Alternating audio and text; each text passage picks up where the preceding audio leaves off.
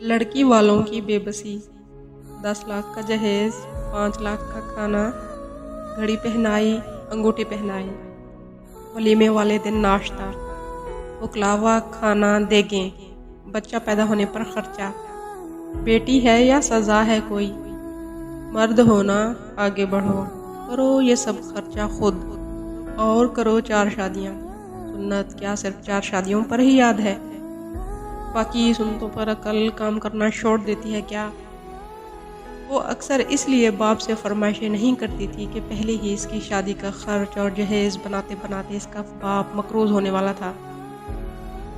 मंगनी के बाद अक्सर लड़के वाले आते रहते थे और मेहमान नवाजी करते करते इसकी माँ थक चुकी थी, मगर फिर भी खाली जेब के साथ मुस्कुराहट चेहरे पर सजाए हर आने वाले को आला से आला खाना खिलाती और खुश करके भेजती थी। कभी नंद, कभी जेठानी, कभी चाची सास तो कभी मामी सास। हर रिश्ते को यकसा एहतराम दिलाने के लिए वो अलग अलग टोलियों में आते रहते।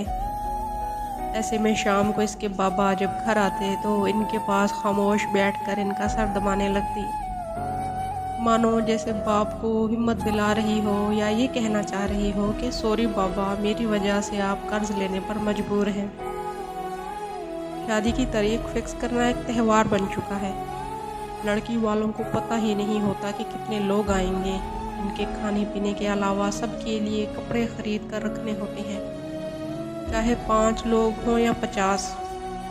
फिर बारात पर लड़की के बाप को 10 बंदे घेर कर पूछते हैं, जी कितने बंदे आ जाएं? क्या बोलेगा वो? अगर 100 कहे तो जवाब मिलता है 150 तो हमारे अपने रिश्तेदार हैं।